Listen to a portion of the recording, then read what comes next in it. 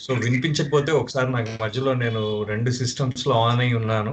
So దయచేసి నాకు ఒకసారి చెప్పండి ఒకసారి వినిపించకపోతే. నేను చెప్తాను సార్, నేను చెప్తాను. ఓకే అండి, రైట్. జై బాబా. అవతార్ మెహర్ బాబా की जय, అవతార్ మెహర్ బాబా की जय, అవతార్ మెహర్ బాబా की जय. అందరికీ జై బాబా అండి.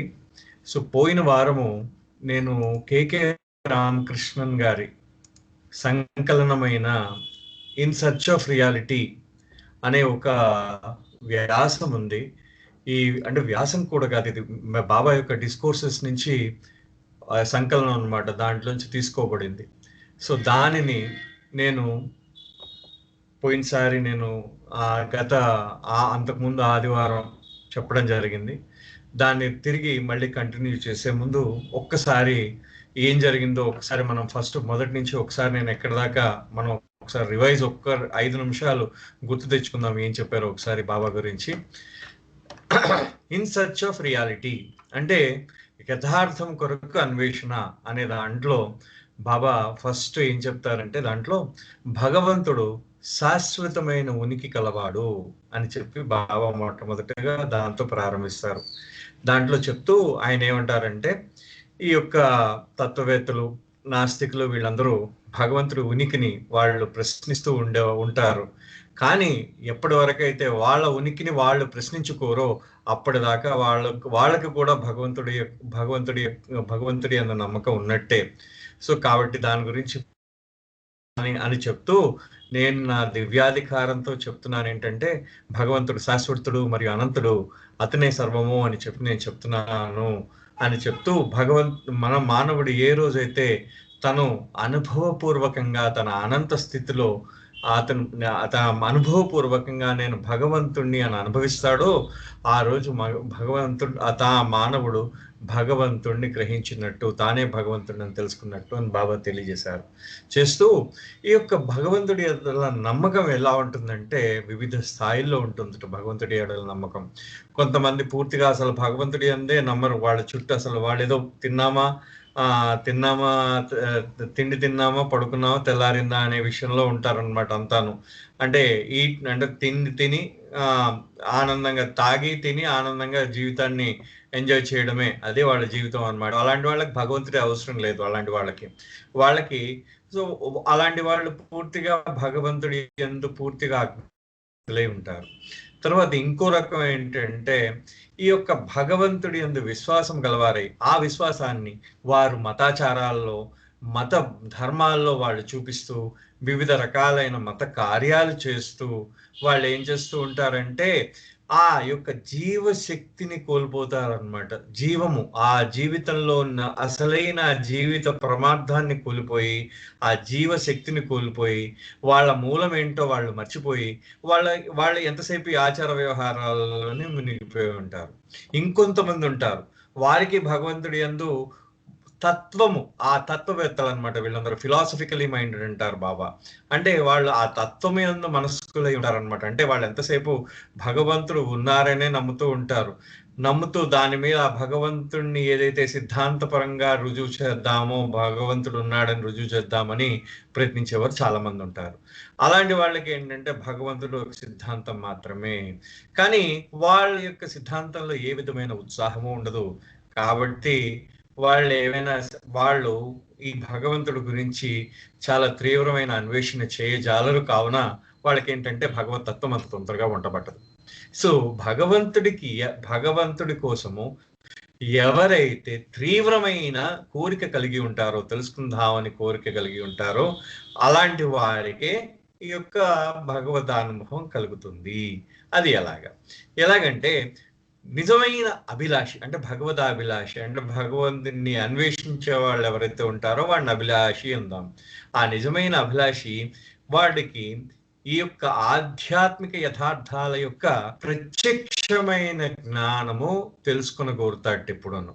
ఎందుకంటే వాడు ఎవరో ఇప్పుడు వేరే వాళ్ళు ఏదో భగవంతుడి గురించి చెప్పిన దాని ద్వారా వాళ్ళు సంతృప్తి చెందకుండా తాను పూర్తిగా, లేకపోతే వేరే వాళ్ళు, లేకపోతే వేరే సిద్ధాంతకర్తలు ఎవరైనా ఇలా పలానా సిద్ధాంతము ద్వారా ఈ విధంగా భగవంతుడు ఇలా, ఇది భగవంతుడు ఇది, ఇగో ఇది జ్ఞానము, ఇది చైతన్యం అని వేరే వేరే సిద్ధాంతముల ద్వారా రుజువు చేసిన దాని వల్ల కాకుండా ఏదైతే ఆధ్యాత్మిక ప్రత్యక్షంగా ఏదైతే ఆధ్యాత్మిక యథార్థాలు ఉన్నాయో ఆ యథార్థాలని అనుభవపూర్వకంగా తెలుసుకొనగోరిన వాడై ఉంటాడంటే ఎప్పుడు తనకి తాను తెలుసుకోవాలని అనుకుంటాడట.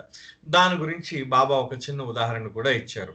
ఒక పూర్వాశ్రమంలో ఇంతకుముందు కూడా పూర్వాశ్రమంలో ఒక రాజకుమారుడుగా ఉన్న ఒక సాధువు తన స్నేహితుడితో మనం ఆధ్యాత్మికంగా ఎంత ఎత్తు ఎదిగామనే చిన్న వాద సంవాదం జరుగుతున్న సమయంలో వాళ్ళ ముందు నుంచి ఒక మృత కళేబరం అంటే ఒక శవాన్ని తీసుకెళ్తున్నారు, ఒక కళేబరాన్ని మృత కళేబరాన్ని తీసుకెళ్ళిపోతున్నారు.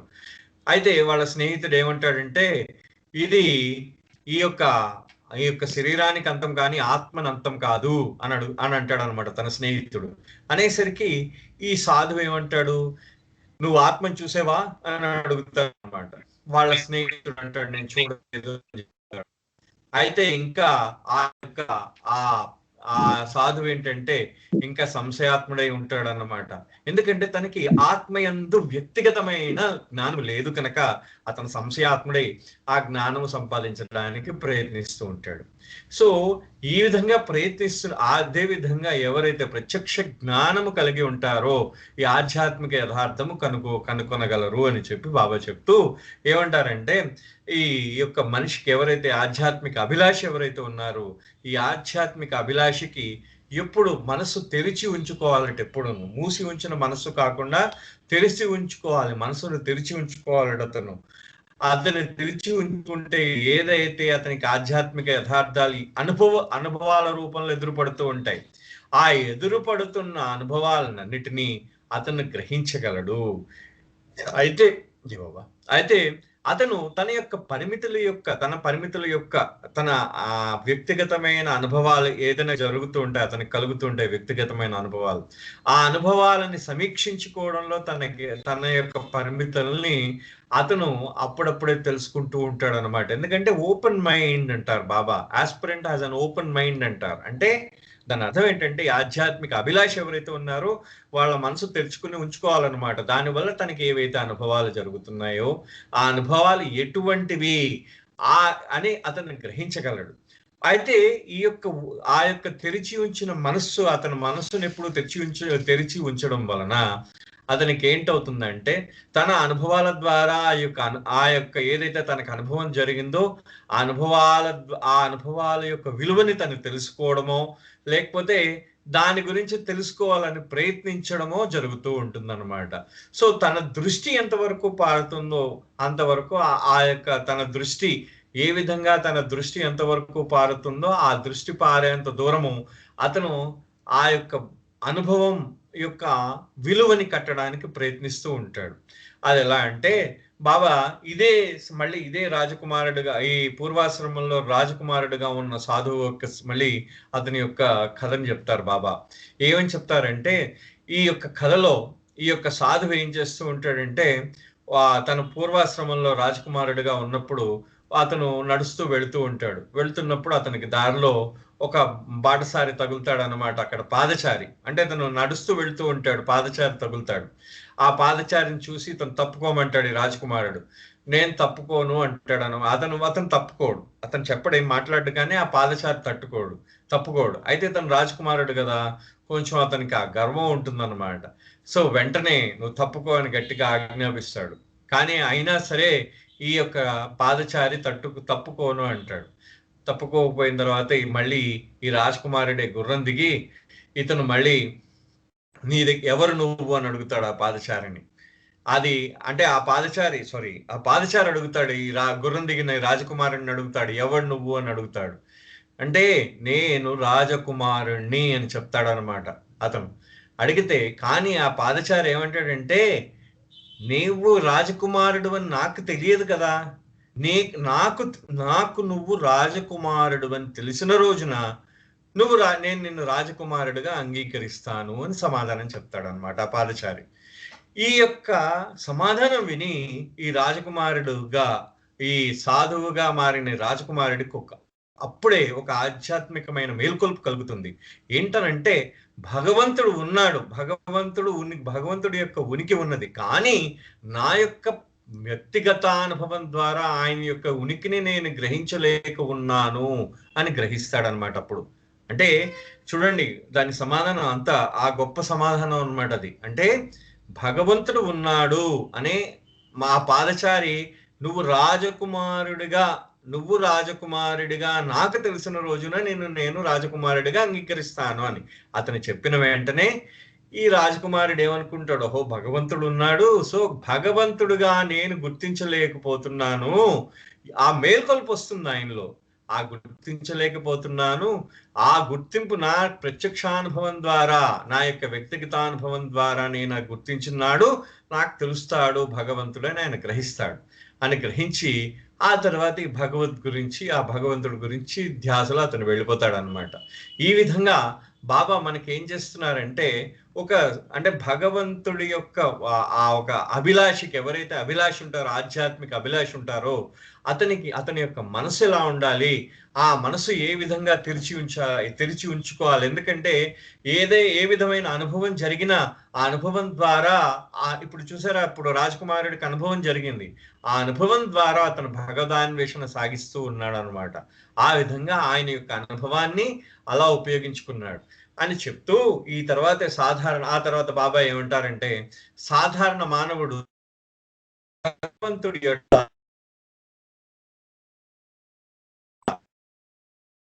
మామూలు దాన్ని ఏమంటాడంటే నిరాసక్తుడిగా ఉంటాడు అనమాట. అంటే భగవంతుడు ఉంటే ఉండొచ్చు, ఉండకపోవచ్చు అని అనే నిరాసక్తితో ఉంటాడు ఎప్పుడు సాధారణ మానవుడు. సో ఇలాంటి వాళ్ళకి బాబా ఏంటంటే, ఇలాంటి వాళ్ళు చాలా డేంజర్ అని కూడా చెప్తారు. ఒక చోట ఇలాంటి వాళ్ళు చాలా డేంజర్ అని చెప్తారు. ఎందుకంటే వాళ్ళ ఉనికి గురించి ఎటువంటి ప్రయత్నము చెయ్యరనమాట, వాళ్ళ ఉనికిని తెలుసుకోవాలి.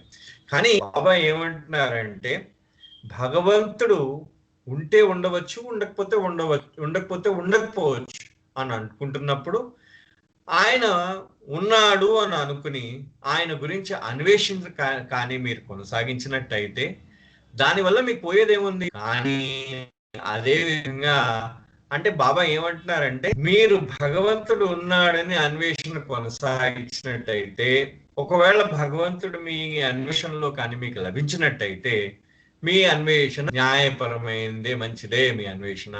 ఒకవేళ మీ అన్వేషణలో భగవంతుడు లేడు అని తెలిసిందనుకోండి, దానివల్ల పోయేదేముంది, మీకు ఏమీ పోయేదేం లేదు కదా అని చెప్పి బాబా అక్కడ ఒక ప్రశ్న వేస్తారనమాట. అంటూ ఏమంటారంటే, ఏదైతే మనిషి తన యొక్క ఈ అన్వేషణలో ఏదైతే తను స్వచ్ఛందంగా తను స్వచ్ఛందంగా ప్రయత్నిస్తూ ఉంటాడో, ఈ యొక్క ప్రపంచంలో ఉన్న చుట్టూ ఉన్న విశ్వంలో ఉన్న ఏవైతే భ్రమపూరితమైనవన్నీ అతన్ని భ్రాంతికి గురి చేస్తూ ఉంటాయి. అతను భ్రాంతికి ఎందుకు గురి చేస్తూ ఉంటాయి అంటే, వాటి యందు ఆసక్తుడై ఉండేటట్టు గురి చేస్తూ ఉంటాయి. అంటే భగవదాన్వేషణలో వెళ్తున్నవాడు మళ్ళీ ఆసక్తికి గురవుతూ ఉంటాడు అనమాట. ఇటు పక్కన ఒక తోవంబడు భగవదానుభవం అని ఒక తోవంబడు వెళ్తున్నప్పుడు, ఆ తోవలో అంటే ఇప్పుడు మీరు చూడండి, మీరు మార్కెట్లోకి వెళ్తున్నారు, మీ కుడి చేతి వైపు బంగారు ఆభరణాల షాపు, ఎడం చేతి వైపు మీకు ఇష్టమైన తినుబండారాల షాపు ఉంటుంది. వాటిని మీరు తిన్నగా వెళ్లాల్సింది, మీరు ఇక్కడి నుంచి అక్కడికి 2 నిమిషాల్లో వెళ్ళిపోగలరు. కానీ మీరు వీటన్నిటినీ చూసుకుంటూ వెళ్ళేసరికి మీరు దగ్గర ఒక 2 గంటలో 3 గంటలో పడుతుంది. ఇదే విధంగా ఈ యొక్క భగవంతుడి భ్రాంతి పూర్వకమైనవి కూడా ఏం చేస్తూ ఉంటాయంటే, మనిషి యొక్క ప్రయాణాన్ని ఆలస్యం చేస్తూ ఉంటాయి అన్నమాట. సో ఈ ఆలస్యం ఎందుకు జరుగుతూ ఉంటుందంటే, ఈ యొక్క భ్రాంతి పూర్వకమైన ఆనందము, దుఃఖము అనే వాటిలో నువ్వు అదే యథార్థం అనుకుని ఆ యథార్థంలోనే మనం మునిగిపోయి ఉండడం వల్ల ఇవన్నీ జరుగుతూ ఉంటాయి. అయితే ఇలాంటి సమయంలో మనకు ఒక్కొక్కసారి కొన్ని సందర్భాలు వస్తాయి అన్నమాట. మనకేంటంటే చాలా మన యొక్క ఆలోచనల్ని ప్రేరేపణ కలిగించే కొన్ని సందర్భాలు వస్తాయి. అవి ఎటువంటివంటే, ఒక్కొక్కసారి సాధారణంగా మనం ఏం చేస్తూ ఉంటాం, తినడం, తిరగడం, పడుకోవడం, అంటే eat, drink and be merry అనే ఒక తత్వంలో ఉంటాం అనమాట. ఈట్ అంటే తినడం, డ్రింక్ అంటే తాగడము, మెరీ అంటే ఆనందంగా ఉండడం, తినడం, తాగడం, సంతోషంగా ఉండడం అనే తత్వంలో ఉంటాం అందరం. సో ఇలాంటి సందర్భంలో కూడా మీరు మీ యొక్క ఇంద్రియాలు కానీ మనం కానీ ఎప్పుడో ఒక చోటకు కొంత అసంతృప్తికి లోనవ్వకపోము. అందరూ ఏదో విధమైన అసంతృప్తికి లోనైన వాళ్ళే. అలా అసంతృప్తికి లోనైనప్పుడు ఒక ప్రశ్న ఉదయిస్తుంది, దీని అంతమే ఇప్పుడు అనే ప్రశ్న ఉదయిస్తుంది అనమాట. అలాంటి ప్రశ్న ఉదయించినప్పుడు మీకేమనిపిస్తుందంటే ఒక రకమైన మనకేంటంటే విముఖత పెరుగుతుంది అనమాట. ఫ్రస్ట్రేషన్, మనకి ఒక విముఖత పెరుగుతూ ఉంటుంది అనమాట. దీనికి అంతమే లేదా అనే విముఖత పెరుగుతూ ఉంటుంది. ఈ విముఖత పెరిగినప్పుడు దీని గురించి మనం దేని గురించి అయితే అప్పటిదాకా ప్రగాఢంగా వాంఛిస్తూ ఉన్న వాళ్ళమై ఉన్నామో వాటి నుంచి మెల్లిగా కొంచెం దూరం జరుగుతూ ఉంటాం అన్నమాట. సో ఇది ఇలాంటిది లేకపోతే ఒక్కొక్కసారి మనకి దూరంగా జరుగుతూ ఉంటాం, లేకపోతే తీవ్రమైన నైరాశ్యానికి కూడా గురవుతూ ఉంటాం. తీవ్రమైన నైరాశ్యానికి గురైనప్పుడు ఆ నైరాశ్యం కానీ మీ అదుపులో కానీ లేని పక్షంలో మీకేమవుతుందంటే అది విధ్వంసపూరితంగా ఉంటుంది. ఉదాహరణకి మనం తీవ్రమైన నిరాశ కానీ మన నిరాశ ఏదైతే మనం నైరాశ్యంలో ఉన్నామో మన నిరాశ మన మనస్సును తన నియంత్రణలో తెచ్చుకున్నదట్టయితే మనము ఆత్మహత్యకు కూడా దారి తీయవచ్చు అది చెప్తూ. కానీ ఎప్పుడైతే ఆ యొక్క నైరాశ్యాన్ని మనం పగ్గం వేయగలిగి ఉంటామో, మనము ఎప్పుడైతే పగ్గం వేయగలిగి ఆ నైరాశ్యాన్ని నియంత్రించగలిగిన వారమై ఉంటామో ఆ నైరాశ్యం ఏమవుతూ ఉంటుందంటే మనకి ఈ యొక్క ఆధ్యాత్మికత వైపు మనల్ని మళ్ళిస్తూ ఉంటుంది అనమాట. అంటే ఈ దివ్య నైరాశ్యం అంటారు. అంటే దివ్య నైరాశ్యానికి ఏముంటుంది, అదేంటంటే మనకు ఒక ఆలోచన ఉంటుంది అనమాట. ఈ నైరాశ్యంతో పాటు ఈ నైరాశ్యం మనకి వచ్చిన తర్వాత ఓహో ఇదంతా ఏమీ లేదు, ఇదంతా ఒట్టిదే అన్నమాట అనే వైరాగ్యం మనకు కలుగుతుంది. అంటే దానివల్ల తెలుసుకున్న వాళ్ళమై ఉంటాం అనమాట. ఈ యొక్క ఆలోచన కలిగినప్పుడు ఇది తెలుసుకున్న వాళ్ళమై ఉంటాం. సో ఈ దివ్య నైరాశ్యం ఏమవుతుందంటే మన యొక్క నిజమైన జీవితం యొక్క లక్ష్యాన్ని గమ్యాన్ని మనము అప్పుడు తెలుసుకుంటాం అనమాట. ఆ నిజమైన ఆ దివ్య నైరాశ్యం మనకు కానీ మానవుడికి కానీ ఉంటే. అందుకనే మనకి ఎప్పుడైనా బాబా ఏమంటారంటే what does it all lead to, ఇదంతా దేనికి దారి తీస్తుంది అనే ప్రశ్నని ఎప్పుడు చంపేయొద్దు అని చెప్పేసి అంటూ ఉంటారు. అంటే దేనికి దారి తీస్తుంది ఇదంతా అని చెప్పి మనకి ఏ రోజైతే మన ప్రశ్న మనలో ఎప్పుడైతే ఉదయించినట్టయిందో అప్పుడు మనము ఈ యొక్క మనం ఏదైతే అన్వేషణ ఉందో అన్వేషణ కరెక్ట్ గా చేస్తున్నట్టు అనమాట. అయితే ఈ యొక్క దివ్య నైరాశ్యం ఏదైతే ఉందో ఇది ఆధ్యాత్మికమైన మేల్కొల్పు అవుతుంది అనమాట. ఈ ఆధ్యాత్మికమైన మేల్కొల్పు ఎటువంటిదై ఉంటుంది, ఇది మనం మనకి భగవంతుడు ఉన్నాడు, భగవంతుడి వైపు మనం ప్రయాణించాలి, మనము ఇప్పటిదాకా మనకు జరిగిన అనుభవాల యందు సంతృప్తి చెందని వారమై ఉండి భగవంతుడు ఉన్నాడు కాబట్టి ఆయన వైపు ప్రయాణించాలి అనే ఓ చిన్న మేల్కొల్పు మనలో కలుగుతుంది. ఈ మేల్కొల్పు కలుగుతున్నప్పుడు ఏమవుతుందంటే ఏదైతే మనకి అప్పటిదాకా ఒక తెర మన యొక్క వెనకాతల మన గత జీవితాన్ని మనకు ఒక తెర అడ్డం కట్టేసింది. ఆ తెర ఒక్కసారి మనకి తెర తొలగిపోయిందో మనం ఈ మేల్కొల్పు మన ముందున్న దారి, మన వెనకున్న తెర తొలగిన వెంటనే మన ముందున్న దారి, ఆ వెనకాతల నుంచి లైట్ వచ్చి ముందు దారి మీద ప్రసరిస్తూ ఉంటుందన్నమాట. అంటే మీరు ఒక దారిలో ఉన్నారు, ఆ దారిలో మీ వెనకాతల నుంచి లైట్ వస్తూ మీ ముందు దారి కనబట్టలేదు అనమాట. ఆ త్వర కనిపేసింది అంటే మీ గత అనుభవాలు మీకు నేర్పించట్లేదు. మీ గత అనుభవాలు, మీ జీవితంలో కొన్ని అనుభవాలు జరిగాయి, ఆ అనుభవాలు ఆ అనుభవాల వల్ల ఏమవుతున్నది, మీరు ముందుకు వెళ్ళలేకపోతున్నారు. ఎందుకంటే ఆ తెర, ఆ లైట్ చూపించట్లేదు ముందు మార్గం వైపు. కానీ ఆ అనుభవాలు ఏం చేస్తున్నాయంటే మీరు ముందు మార్గం చూపించడానికి ఆ తెర మెల్లిగా తొలగించినట్టయితే ఈ అనుభవాల యొక్క వెలుతురు మీ ముందున్న మార్గంపై పడి మీరు కొంచెం అంటే ఏ మార్గం కరెక్ట్ అయిందో మీరు ఎంచుకోవడానికి అవకాశం ఉంటుందన్నమాట. సో దాని వలన ఈ యొక్క దివ్య నైరాశ్యం ఏమవుతుందంటే ఈ ఆధ్యాత్మిక మేల్కొల్పుకి కారణభూతం అవుతుందన్నమాట. అది అప్పుడు మీరేమంటారంటే భగవంతుడు ఉన్నాడా లేడా, భగవంతుడా లేకపోతే మొత్తం అంతా శూన్యమా అనే ప్రశ్నలో మీరు పడతారనమాట. ఎప్పుడైతే మీలో ఈ ప్రశ్న ఉదయించిందో అప్పటిదాకా ఆ దాగి ఉన్న యథార్థం ఏదైతే ఉందో ఆ దాగి ఉన్న యథార్థాన్ని తెలుసుకున్న ఆ దాగి ఉన్న యథార్థాన్ని తెలుసుకోవడం కోసం మీరు అన్వేషణ కొనసాగిస్తారు. మీరు ఈ అన్వేషణ కొనసాగిస్తున్నప్పుడు అప్పటిదాకా ఏదైతే ఆధ్యాత్మిక యథార్థం అని ప్రవక్తలందరూ ప్రవర్తించారో, ఏ ఆధ్యాత్మిక యథార్థమైతే ప్రవక్తలందరూ చెప్పిన ఆ యథార్థం భగవంతుడని మీరు తెలుసుకుంటారని మీరు భగవంతుడనే చిన్న జ్ఞానం మీకు కలిగిందో, అప్పుడు మీరు ఏం చేస్తారంటే ఆ మార్గంలో వెళ్ళాలని ప్రయత్నిస్తారు. లేకపోతే ఒకవేళ మీరు ఆ మార్గంలో మీరు అది తెలుసుకోలేదనుకోండి, సో అక్కడ మీకేమీ ఉండదు. అంటే 2 మార్గాలు ఉన్నాయి. ఒకటి ఏంటంటే మీరు ఆధ్యాత్మిక మార్గంలో అడుగుపెట్టి ముందు సాగుతూ ఉంటే ఒకటి భగవంతుడినైనా తెలుసుకోవాలి, లేకపోతే అది శూన్యము, అక్కడ ఏమీ లేదని తెలుసుకోవాలి. సో మీరేంటంటే ఇప్పటిదాకా మీకు కొన్ని అనుభవాలు జరిగాయి. ఆ అనుభవాలు జరగడం వల్ల మీరు భగవంతుడు అని మీరు భగవంతుడా కాదా అనే చిన్న సంశయం ఉంటుంది అనమాట. సరే ముందుకెళ్ళి చూద్దాం, ఆయన గురించి ప్రయత్నించేద్దాం అని ముందుకెళ్తారు. ఇంకొంచెం ముందుకెళ్తారు. అలా ఇంకొంచెం అలాగ భగవంతుడు అని ముందుకెళ్తూ ఉంటే మీకు భగవంతుడని తెలుస్తుంది. కానీ మీకు ఒకవేళ లేదు అని తెలిసింది అనుకోండి, అక్కడ శూన్యము అని అనుకుందాం, అక్కడ భగవంతుడే లేడు, అక్కడ ఓన్లీ శూన్యం ఉందనే అనుకుందాం. కానీ ఆ శూన్యాన్ని మీరు అంగీకరించగలరా అది శూన్యం అని, అక్కడేం లేదని? ఎందుకంటే ఆల్రెడీ మీ గతంలో కొన్ని అనుభవాలు జరిగాయి. ఆ అనుభవాలు జరగడం వల్ల ఈ ముందు మార్గంలో భగవంతుడు ఉన్నాడు, మనం ముందు ఈ మార్గంలో వెళ్తే భగవంతుడు కనిపిస్తాడు అని మీకు ఏదో చెప్తూ ఉంటుంది, మీ మనసులో ఏదో లోపల చెప్తూ ఉంటుంది ఒకటి. ఆ చెప్తూ ఉండడం వల్ల మీరు భగవంతుడు లేడు, ఇదంతా శూన్యము, ఇదంతా ఒట్టిది అని చెప్పి మీరు ఒప్పుకోరు అనమాట. ఆ రెండో తత్వాన్ని ఒప్పుకోరు. సో కాబట్టి భగవంతుడు ఉన్నాడు అనే జ్ఞానం కలిగి ఉండి, అంటే అప్పుడు మీరు భగవంతుడు ఉన్నాడు అని నమ్మి మీరు ముందుకు సాగుతారనమాట. అప్పుడు సాగుతాం మనం ముందుకి.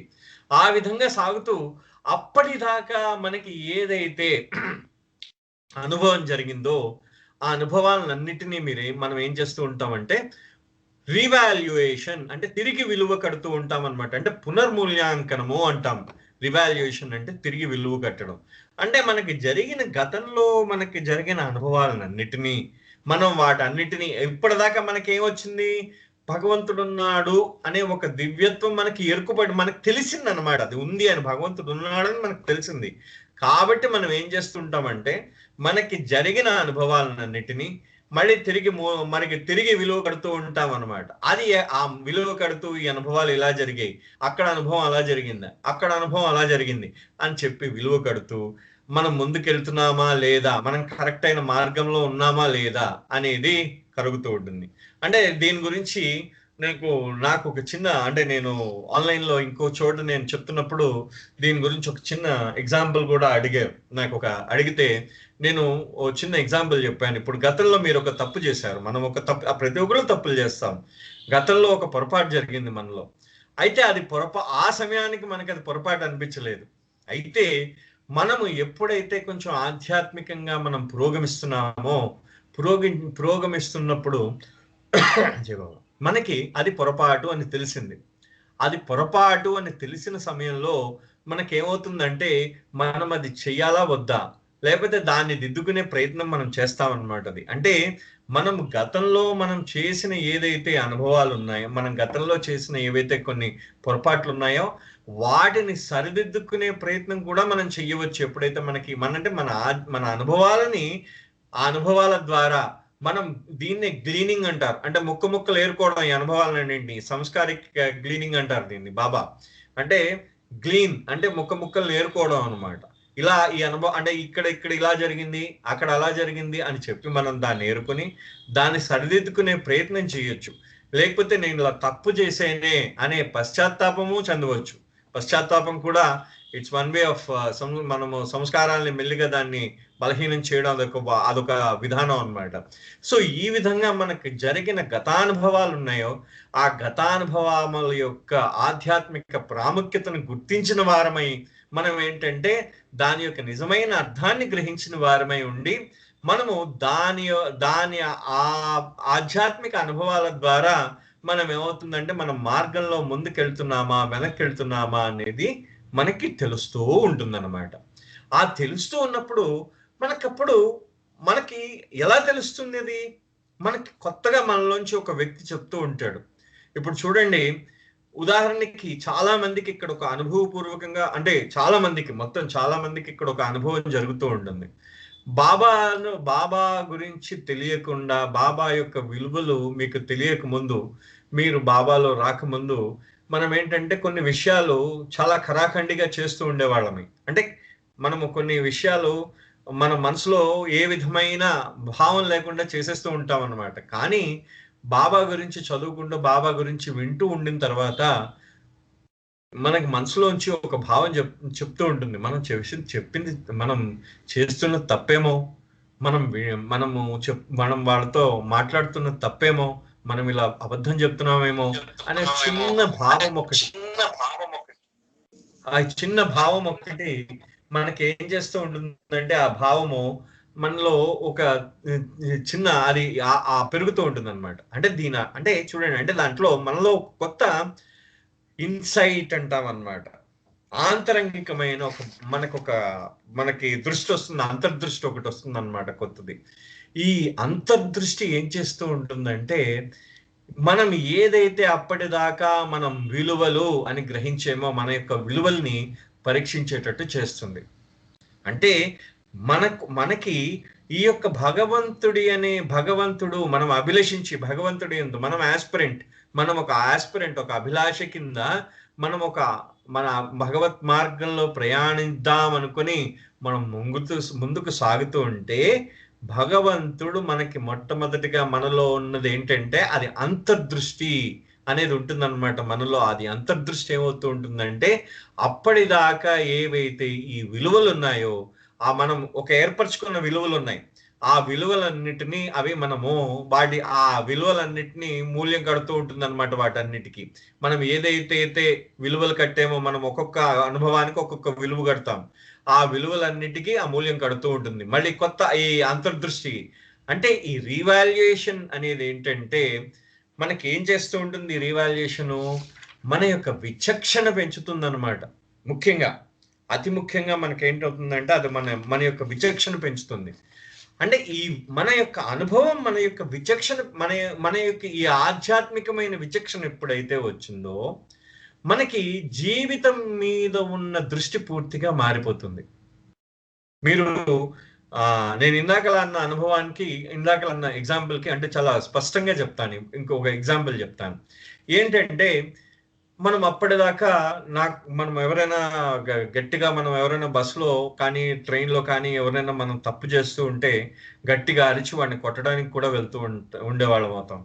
కానీ బాబా యొక్క సాహిత్యం చదివి, బాబా యొక్క ఇది చదివిన తర్వాత, ఆ కొట్టడము అంటే తిట్టడము, కొట్టడం అనేది గట్టిగా చేస్తూ ఉంటాం. అది ఏం చేస్తుందంటే అది తగ్గిపోతుంది ఆటోమేటిక్గా. కొట్టడం ఎంత పాపమో బాబా చెప్పిన తర్వాత, మరి మనం చేసేది తప్పు కదా, తిట్టడమో కొట్టడమో చెయ్యడం తప్పు కదా అని ఒక చిన్న మన లోపల నుంచి ఆ దృష్టి, లోపల అంతర్దృష్టి అది చెప్తూ ఉంటుంది అనమాట. సో ఈ విధంగా దీని యొక్క ఏవైతే ఈ అంతర్దృష్టి యొక్క ఆధ్యాత్మిక యథార్థాన్ని గ్రహించడానికే ఈ యొక్క అంతర్దృష్టి ఏదైతే మనకి ఉందో, ఈ అంతర్దృష్టి ఆధ్యాత్మిక విచక్షణతో మనకి ఏమవుతుందంటే, మన అనుభవాలని మనకి ఏవైతే మనం అనుభవాలు విలువ కట్టి ఉన్నామో, అనుభవాల యొక్క విలువలని తిరిగి మళ్ళీ రీవాల్యుయేషన్ చేస్తూ ఉంటుంది అన్నమాట ఇది. అయితే అప్పుడు ఏమవుతుంది, మనం ఇలా ఈ మార్గంలో అప్పుడు మన జీవితంలో మనం ఏంటవుతుందంటే, ఈ ఆధ్యాత్మిక విలువలు నింపుకొని మన జీవితంలో ప్రతి అనుభవాన్ని ఒక పరీక్ష కింద మనం తీసుకొని మనం పరీక్ష చేసుకుంటూ ఉంటాం. మన జీవితాన్ని చేసుకుంటున్నప్పుడు అప్పుడు ఏమవుతుంది, మనము కొంచెం తెలివి గలవాళ్ళమే, అంటే కొంచెం తెలివి ఉంటుంది అనమాట. అప్పుడు కొంచెం విచక్షణ పెరిగితే తెలివి కొంచెం వస్తుంది అనమాట.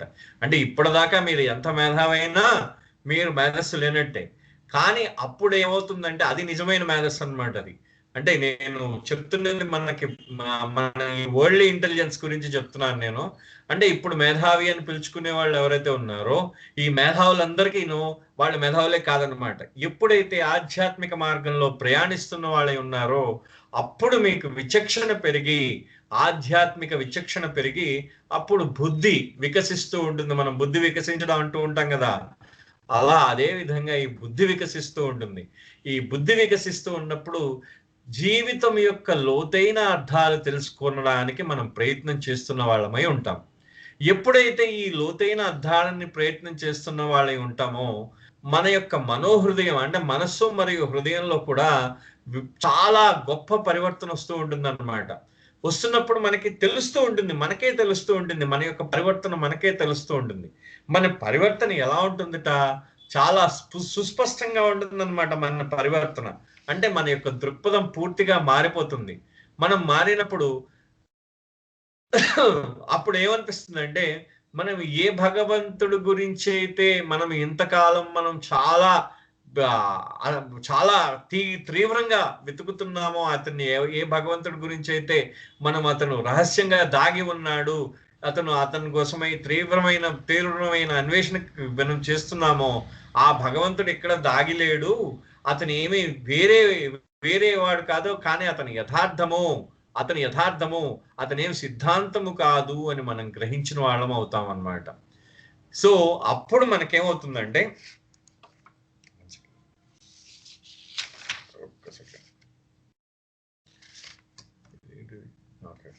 ఓకే, అప్పుడు మనం ఏమవుతుందంటే, ఒక నిశ్చలమైన దృష్టి కలవారమై, మనం ఏంటంటే యథార్థమైన గుణములను కలవారమై, ఆ తర్వాత ఈ యథార్థమైన విలువలను తెలుసుకున్న వారమై మనం ఏం చేస్తామంటే, భగవంతుడు ఎక్కడో తెలియని అన్యమైన వాడు కాదు, అతను తెలియని వాడు కాదు, ఆయన యథార్థము, ఆయన యథార్థం గ్రహిస్తామన్నమాట. సో ఈ విధంగా గ్రహించిన యథార్థాన్ని ఎలాగంటే, ఇదేమి సనాతనంగా వస్తున్న యథార్థం అన్నమాట. అదే ఇవాళ నిన్నో కొత్తగా వచ్చిన యథార్థం కాదు అది.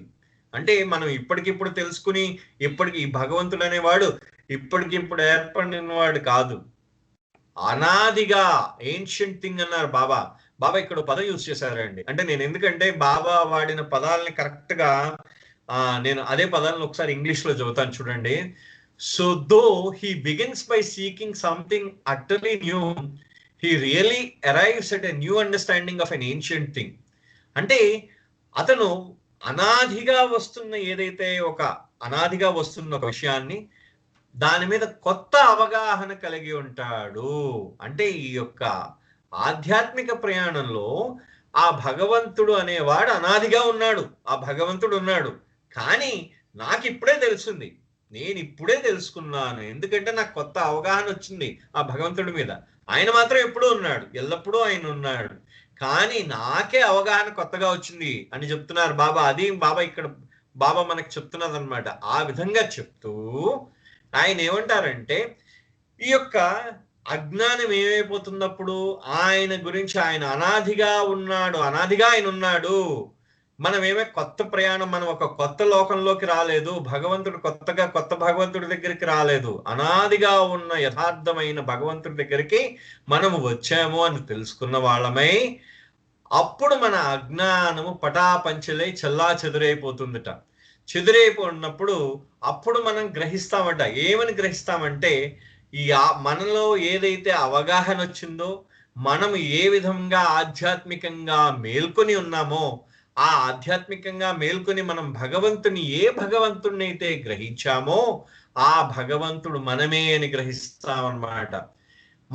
మనలోనే ఉన్నాడు ఆ భగవంతుడు, మనలో ఉన్నవాడై ఉన్నాడు అని చెప్పేసి మనం గ్రహించి అది మనం వేరేగా మనం యథార్థాన్ని, అప్పుడు మనం ఈ భగవంతుడిని గ్రహించిన తర్వాత మనం ఏమవుతాం? మనం ఏమన్నా మాయమైపోతామా? లేకపోతే మనం వేరుగా మళ్ళీ ఏమైనా అయిపోతామా మళ్ళీ? అంటే ఇప్పుడు భగవంతుని మనకు భగవదానుభవం కలిగిపోయింది, మనం భగవంతుడిని చూసాం, మనలో ఉన్న భగవంతుడిని మనం చూసేసిన తర్వాత మనం ఎలా ఉంటాం? అప్పుడు బాబా ఏమంటున్నారంటే, వాళ్ళు ఏమి మారిపోరు, భగవంతుడు ఎలా ఉన్నవాడు అలాగే ఉంటాడు అనమాట. ఈ మనిషి ఆ భగవదానుభవం పొందినవాడు అలాగే ఉంటాడు. కానీ తేడా ఏమిటంటే, అప్పటికి ఇప్పటికీ తేడా ఏంటంటే, ఇంతకు ముందు అతను చైతన్యపూర్వకంగా తను ఎవరో తనకు తెలియదు. అంతకుముందు అంటే, ఇంతకు ముందు నేనెవరో నాకు తెలియదు, నాకు ఇప్పుడు భగవదానుభవం కలిగింది, నేను భగవంతుడిని చూశాను, నాలో ఉన్న భగవంతుడిని నేను చూశాను. చూసిన తర్వాత నేనేంటంటే, నాకు నేను ఇంకా వేరేగా అయిపోలేదు. నేను కూడా మళ్ళీ ఇలాగే ఉన్నాను, ఇదే మనిషి రూపంలో ఉన్నాను. కానీ తేడా అల్లా నేను చైతన్యపూర్వకంగా భగవంతుడిని అని తెలుసుకుని ఉన్నాను. ఇంతకుముందు నా నా యొక్క గుణము నాకు తెలియదు. సో నేనేం చేస్తున్నానంటే, నేను ఇప్పుడు దాకా అంటే ఇప్పుడు చైతన్యపూర్వకంగా ఏదైతే భగవంతుణ్ణి ఉన్నానని తెలుసుకున్నాను. ఇలా తెలుసుకోవడం నా యొక్క ఈ మనిషికి ఏమవుతున్నదంటే, ఈ ఆధ్యాత్మికమైన జీవనంట ఈ మనిషి యొక్క దృక్పథాన్ని పూర్తిగా మార్చేసిందిట. బాబా చెప్తూ ఉంటారు, మనిషి యొక్క జీవనాన్ని పూర్తిగా మార్చేసింది. అంటే అతని యొక్క ప్రాపంచిక దృక్పథం ఏదైతే ఉందో అతను సమూలంగా మార్చేసిందిట. మన ఆధ్యాత్మిక పురోగమనం, మనము ప్రపంచం గురించి ఏదైతే ఆలోచించిన వాళ్ళమై ఉన్నామో ఆలోచిస్తున్న పూర్తిగా ఆలోచన అంతా మీరు మార్చేస్తూ ఉంటుంది, మీరు ఆధ్యాత్మికంగా మనసు పెట్టుకున్నట్టయితే. అంటే ఇప్పుడు బాబాయే కాదు, మీరు ఏ విధమైన ఆధ్యాత్మికత కలిగినా కానీ ఆ ఆధ్యాత్మికత ఏమవుతుందంటే మీ యొక్క దృక్పథం, మీ యొక్క ప్రాపంచిక దృక్పథాన్ని మారుస్తుంది. ఈ ఆధ్యాత్మిక పురోగతి వల్ల ప్రాపంచిక దృక్పథం మారుతూ ఉంటుంది. అయితే ఈ యొక్క సాధారణమైన మానవుడు ఈ శరీరం కోసమే బతుకుతూ ఉంటాడు అనమాట. ఎంతసేపు ఈ శరీరం కోసమే బతుకుతున్న వాడై ఉంటాడు. వాడు ముఖ్యంగా వాడి అంతిమమైన లక్ష్యం ఏంటంటే, వాడి శరీరం కోసమే తినడము, ఈ శరీరం కోసమే తిరగడం, అంతా ఈ శరీరమే వాడికి. అంటే శరీరపు ఆనందం కోసమే వాడు ఏం చేసినా ఈ శరీరపు ఆనందం కోసమే చేస్తూ ఉంటాడు. అతను తను తినడానికే అన్నట్టు బతుకుతూ ఉంటాడు అనమాట. ఇంకా అతను నేను ఎందుకు బతుకుతున్నానంటే తినడానికే అని చెప్పి అతను బతుకుతూ ఉంటాడు. కానీ అతను బతకడానికి తినడం. ఇక్కడ బాగా అంటే మనకి బాగా అని చెప్తూ ఉంటారు, ఈ lives to eat but does not eat to live అంటారు బాబా. అంటే వాడు తినడానికే బతుకుతూ ఉంటాడు అనమాట, అంతేగాని బతకడం కోసం తినడనమాట. సో ఈ విధంగా మనిషి తన యొక్క దాన్ని ఏమంటారంటే, తను ఏదైతే నిజంగా తను ఏ యథార్థాన్ని అయితే గ్రహించాలో అది గ్రహించలేని వాడై, తన యొక్క నిజమైన విలువను తెలుసుకోలేని వాడై ఎంతసేపు ఈ శరీరము అనే దాంట్లో పడిపోయాడు అనమాట. పూర్తిగా పడిపోయి ఈ శరీరం ఒకటే అంతిమ లక్ష్యం అని, ఆ శరీరం యొక్క లక్ష్యాన్ని అధిగమించలేని వాడై ఈ శరీర పోషణకి ప్రాధాన్యత ఇచ్చి తన యొక్క ఈ శరీర పోషణ ఏమవుతున్న ఈ ప్రాధాన్యత ఏమవుతున్నది, అది ఆధ్యాత్మిక జీవనాన్ని అడ్డంకిగా అవరోధంగా మారిందనమాట ఈ శరీర పోషణ. కానీ ఎప్పుడైతే ఆధ్యాత్మిక మార్గంలో ప్రవేశించాడో, ఏ శరీరం అయితే అతనికి ఈ ఆధ్యాత్మిక జీవనానికి అడ్డంగా మారిందో ఆ శరీరాన్ని సాధనముగా చేసుకుని తన జీవితం యొక్క ఉన్నత తత్వాన్ని తెలుసుకోవడానికి ప్రయత్నిస్తాడు.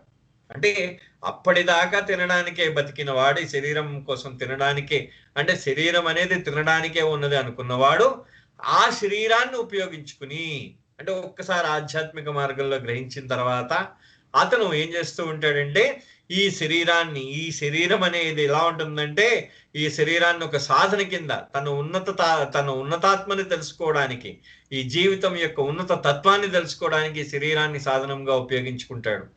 సో అతనికి అప్పుడు ఆ సమయంలో ఏమవుతుందంటే, శరీరం మీద వ్యామోహం కొద్దిగా తగ్గిపోతూ తనని ఈ శరీరంతో గుర్తించుకోవడం మానేస్తూ ఉంటాడు అనమాట. అప్పటిదాకా అంటే నువ్వెవరు అంటే ఈ శరీరంతో గుర్తించుకుంటున్న వాడై ఉండినవాడు ఆ తర్వాత ఏమవుతుంటుంది, ఇంకా శరీరంతో మెల్లిమెల్లిగా అనుబంధం తగ్గించుకుంటూ ఉంటాడు. ఆధ్యాత్మిక మార్గంలో ప్రవేశించిన తర్వాత ఆ యొక్క శరీరంతో అనుబంధాన్ని తగ్గించుకున్న వాడై తనని తాను ఆ శరీరంతో గుర్తించుకోవడం తగ్గిస్తూ పూర్తిగా మానివేస్తూ ఉంటాడు అనమాట. అయితే అప్పటిదాకా అతను ఏమైంది అంటే, శరీరం ఈ బానిసత్వంలో ఉండిపోయాడు అనమాట. కానీ ఆ బానిసత్వం కూడా ఎంతో ముఖ్యమని చెప్తున్నారనమాట బాబా. ఎలా అంటే, ఏదైతే బానిసత్వం నువ్వు ఇప్పటిదాకా బానిసత్వం ఉందో ఆ బానిసత్వం ఎందుకు నీకు అవసరమో, అంటే నీ శరీరం యొక్క బానిసత్వంలో నువ్వు ఉన్నావు కానీ ఆ బానిసత్వం కూడా నీకు అవసరమో అని చెప్తున్నారు అని చెప్తూ, అది ఎందుకంటే అది స్వేచ్ఛ యొక్క నిజమైన విలువని తెలియజేస్తుంది. అందుకనే ఆ బానిసత్వం అంటున్నారు. సో మనందరము సాధారణంగా అందరు మనుషులు ఈ బానిసత్వము అనే అంటే ఈ కాలం నుండి, అంటే మనిషి ఒక బానిస అని మనం ఎప్పుడైతే మనం ఒక స్టేట్మెంట్ మనకు ఒకటి ఇస్తున్నాం ప్రధానంగా, ఈ బానిసత్వము అనే ఒక ఆ కాలం నుంచి ప్రతి ఒక్క మానవుడు గడపాల్సిందే, ఈ బానిసత్వంలో గడపాల్సిందేట ప్రతి మానవుడును.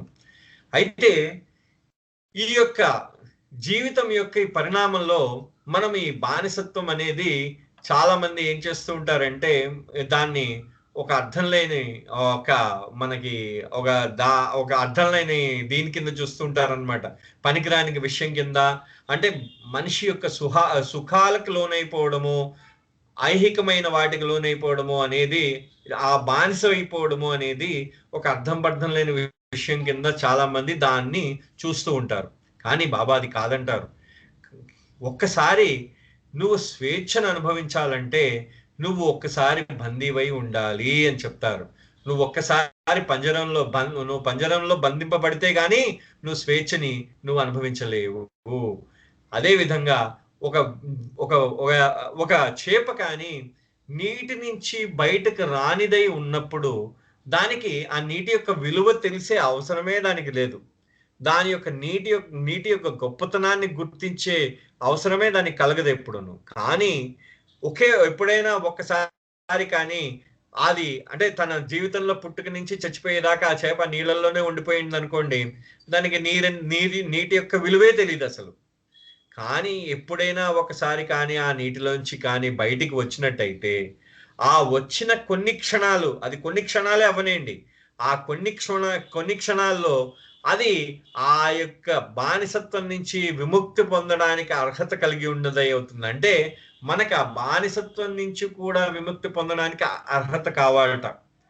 It longs for water and becomes qualified by that experience. Baba ఇక్కడ వర్డ్ యూజ్ చేస్తారు, బికమ్స్ క్వాలిఫైడ్. అది వర్డ్ అంటే మన బానిసత్వము వల్ల మనకు అర్హత వస్తుంది అనమాట, మనం స్వేచ్ఛాయుతులం అవ్వడానికి. సో అలా అని చెప్పి మనము ఇక్కడ ఇదే విధంగా ఏం చేస్తారంటే, మనం ఏ రోజైతే బాబా ఇక్కడ చాలా మనము నిరంతరము స్వేచ్ఛాయుతమై ఉండాలి అని అనుకుంటే మనము ఈ సారీ జయబాబు, మనం నిరంతరము స్వేచ్ఛాయుతమై అయ్యి ఉంటే మనము నిజమైన స్వేచ్ఛని మనము దాని యొక్క స్వేచ్ఛని మనం గ్రహించలేని వాళ్ళం అవుతాం. అందుకనే బాబా ఇక్కడ ఒక మాట అంటున్నారు, to experience spiritual bondage and no intense desire to be free from it are both a preparation for the full enjoyment of the freedom which is to come. To experience spiritual bondage and no intense desire to be free from it, ఈ యొక్క ఆధ్యాత్మికమైన బానిసత్వము మరియు తీవ్రమైన వాంఛ, దాని నుంచి ఆ బానిసత్వం నుంచి స్వేచ్ఛాయుతం అవ్వాలనే తీవ్రమైన వాంఛ రెండూ కూడా ఉండాలట. ఈ పరిపూర్ణతని, ఆ యొక్క స్వేచ్ఛని పరిపూర్ణంగా నువ్వు ఆ స్వేచ్ఛని పరిపూర్ణంగా ఎంజాయ్ చేయడానికి, నువ్వు ఆనందించడానికి నీకేంటంటే ఈ బానిసత్వము మరియు ఆ బానిసత్వం నుండి రావాలనే తీవ్రమైన వాంఛ రెండూ అవసరమే అని చెప్పి బాబా అంటున్నారు. అంటూ నెక్స్ట్ ఇంకో మాట ఏమంటున్నారంటే, స్పిరిచువల్ పాత్ ఓకే 1742 అయిందండి. సో స్టిల్ ఇంకొక ఇది ఉంటుందండి జయబాబా అండి, ఇంకొక సెషన్ ఉండొచ్చు. ఇందాక చెప్పాను, నేను నెక్స్ట్ వీక్ కంటిన్యూ చేస్తానండి ఇది. ఇంకా ఎందుకంటే ఇదేదో రష్ లో చేస్తే బాగుండదు. అద్భుతమైన బాబా వర్డ్స్ ఇవి. ఓకే అండి, రైట్. చేసేస్తారండి, నెక్స్ట్ వీక్ కంక్లూడ్ అయిపోతుంది అనుకుంటున్నాను. One second please hold on. అయిపోవచ్చులేండి, నెక్స్ట్ వీక్ కంక్లూడ్ అవ్వచ్చు. ఎందుకంటే కట్ షార్ట్ ఏముంటది, ఇంకొక 8 పేజెస్ ఉంది, అది మొత్తం టోటల్లీ 40 పేజెస్ ఇది. అది జై బాబా. జై బాబా అండి, థ్యాంక్ యూ వెరీ మచ్. జై బాబా అండి, థ్యాంక్ యూ వెరీ మచ్. అయ్యో జై బాబా, నేను థ్యాంక్స్ బాబా, ఎందుకంటే నాకు అవకాశం ఇచ్చారు బాబా ఆయన గురించి చెప్పడానికి. జై బాబా అండి. అదే బాబా మీ ద్వారా మాకు మంచి విషయాలు తెలియజేస్తున్నారు, అందుకని బాబాకి థ్యాంక్స్, మీకు చాలా స్పెషల్ థ్యాంక్స్ అండి. జై బాబా. జై బాబా సుబ్రహ్మణ్య. నెక్స్ట్ శ్రీనివాస్ గారు లైన్ లో ఉన్నారండి. హలో. ఉన్నానండి, ఉన్నాను జై బాబా. మీరు 2 క్వశ్చన్స్ చెప్పండి. యాక్చువల్ గా ఇవి 4 కూడా ఇది కనెక్టెడ్ అండి, చిన్న చిన్న క్వశ్చన్సే. మీరు పర్మిషన్ ఇస్తే మొత్తం చెప్పిస్తాను. టోటల్ చెప్పేసండి. ఏమండి? చెప్పేసేయండి శ్రీనివాస్ గారు, టోటల్ చెప్పండి. Okay okay okay. సో ఇది 7వ ప్రశ్న. 6 ప్రశ్నలు అయిపోయాయి కదా ఇందాక. 7వ ప్రశ్న ఇప్పుడు. నారాయణ్ మహారాజ్ యొక్క ముఖ్య మహిళా